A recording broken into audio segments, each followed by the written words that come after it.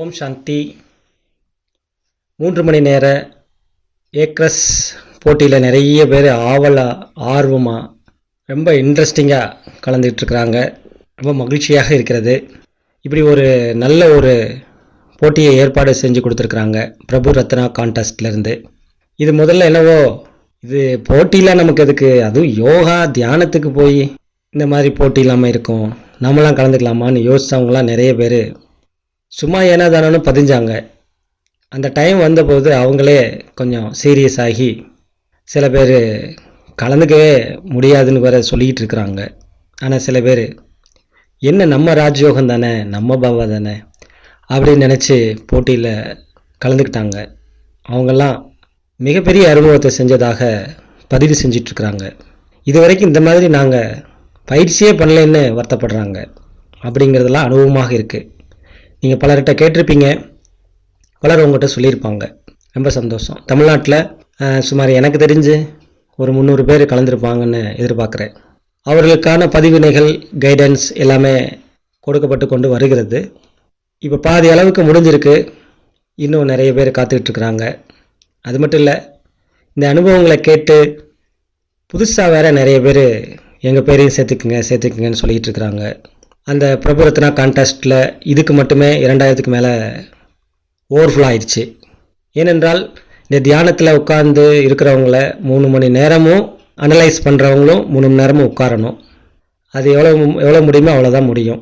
இன்னும் 15 நாட்கள் தான் இருக்குது இந்த நேரத்தில். உண்மையிலே இது சகஜ ராஜயோகம், இதில் எந்த டவுட்டுமே கிடையாது. இதில் கஷ்டத்துக்கான வேலையே இல்லை.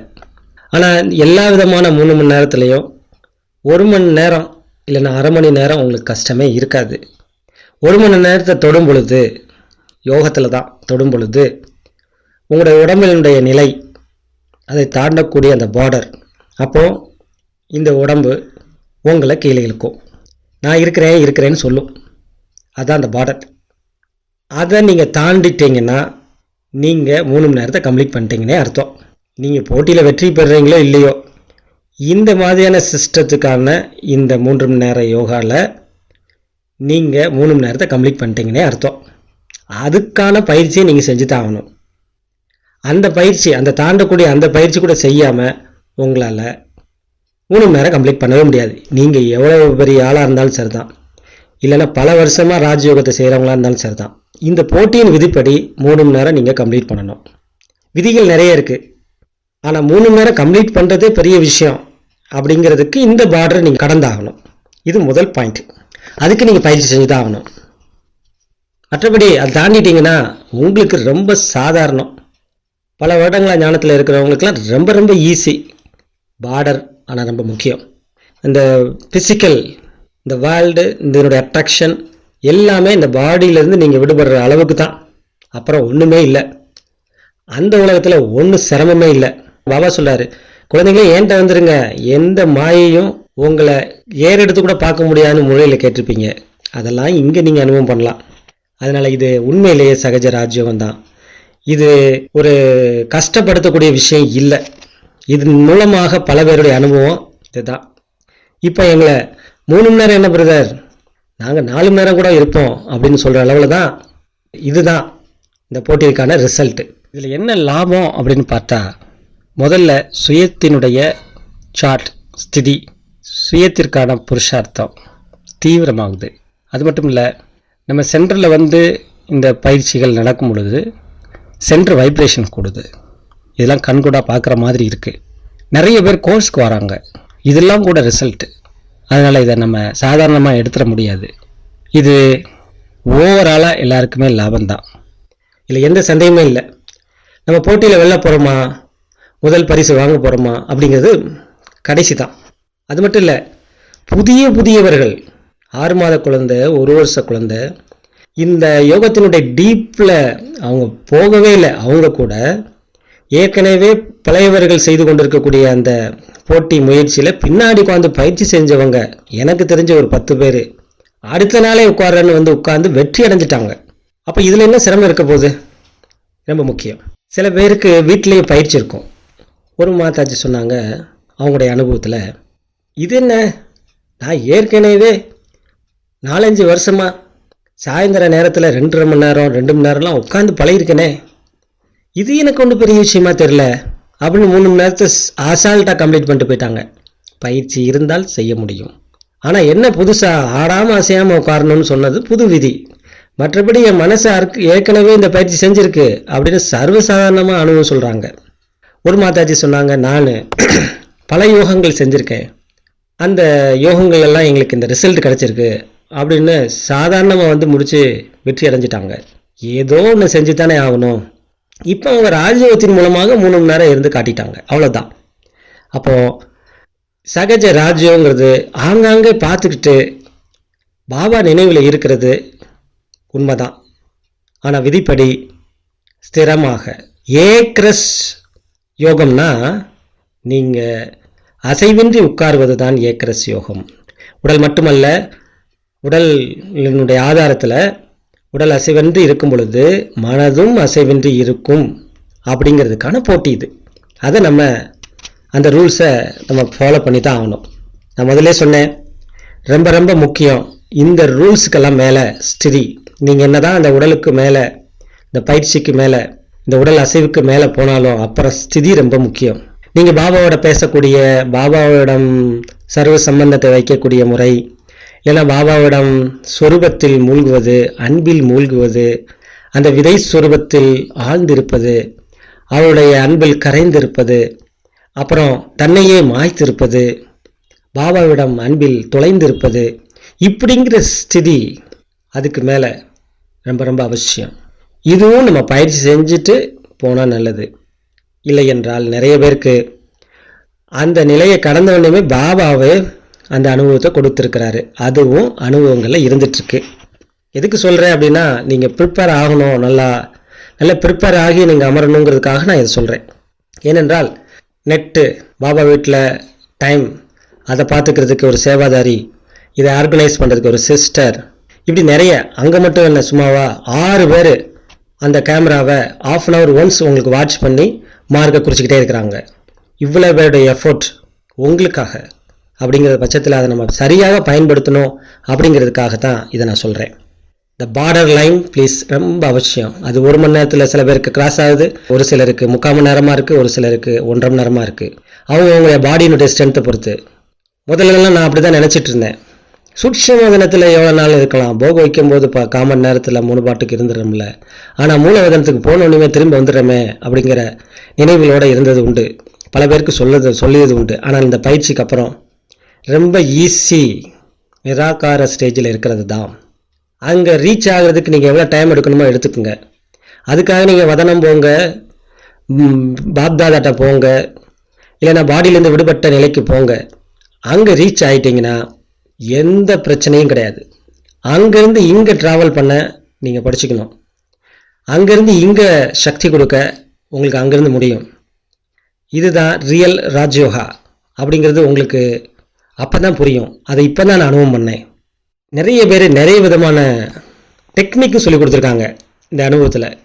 ஒரு சகோதரி சொன்னாங்க, பிரதர் கண்களை மூடக்கூடாது, கண்களை சிமிட்டி கொள்ளலாம் என்று சொன்னீங்க.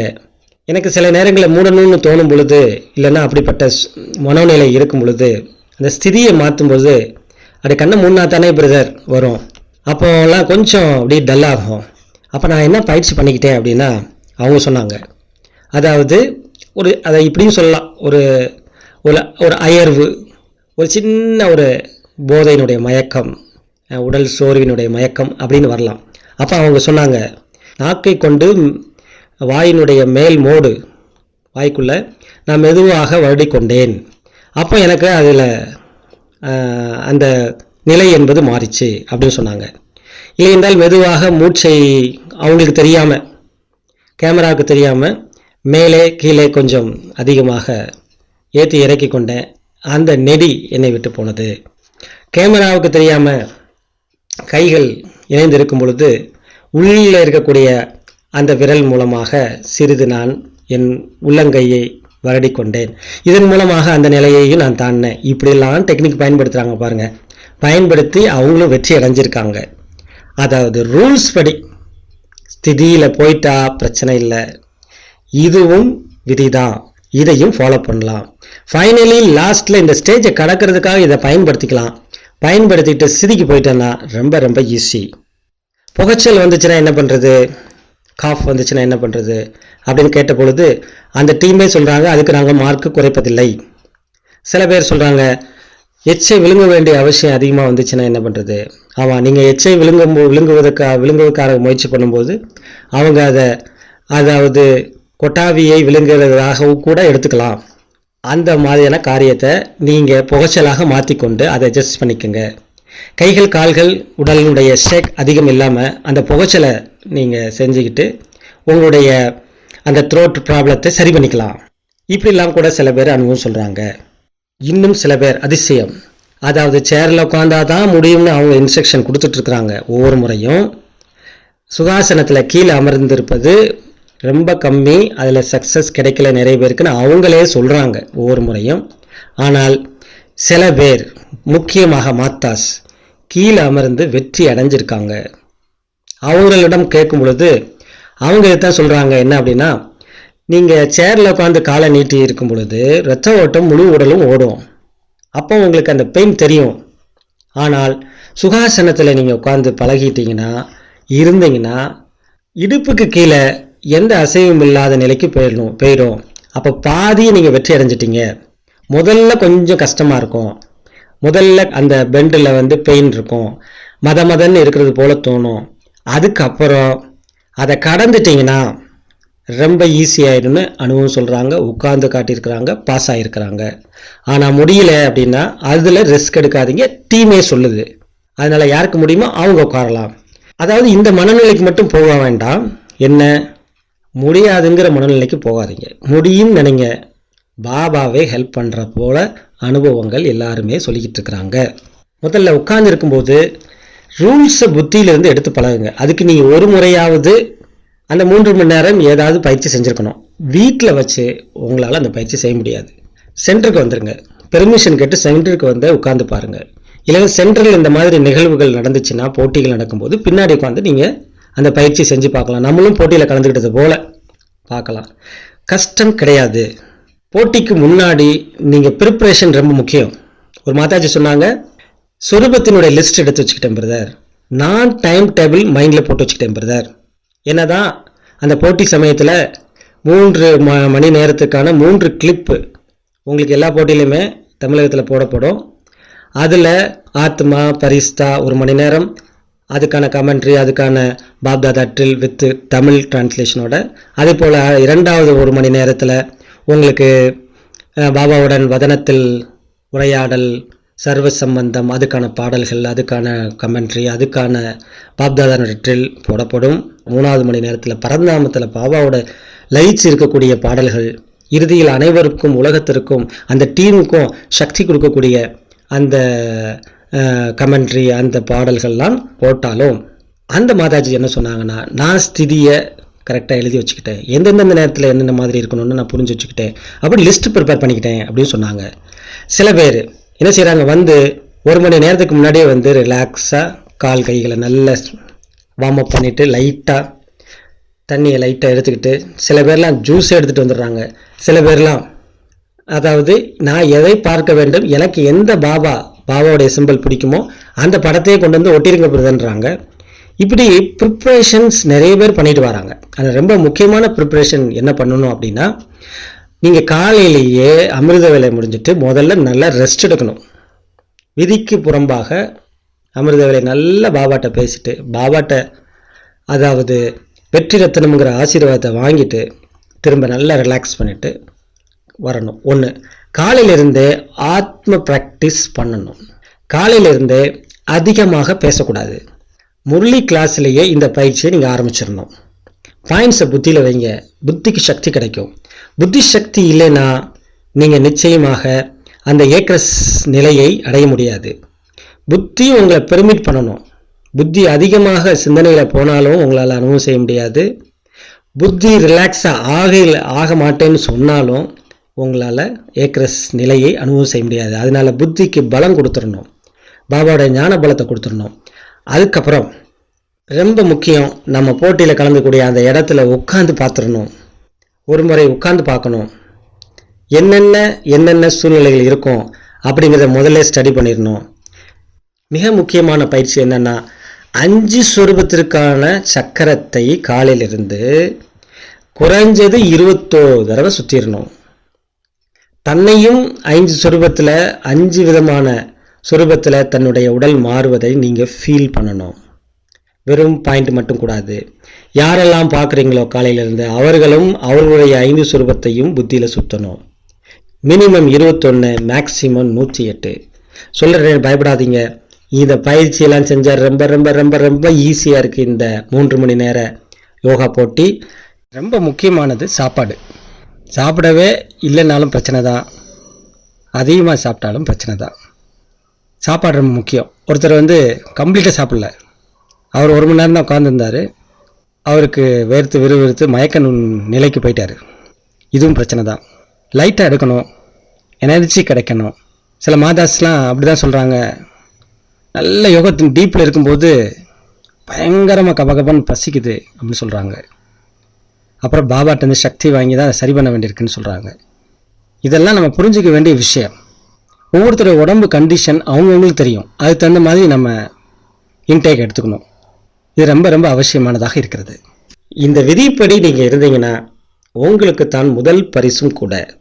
இது ஓவராலாக எல்லாருக்குமே லாபம்தான். பாபா மொழியில் சொல்கிறதுமே இதுதானே, நினைவு யோகா அனைத்துமே யோகத்தின் ஆதாரத்தில் தான். ஏன் நம்ம இதில் முயற்சி செய்யக்கூடாது?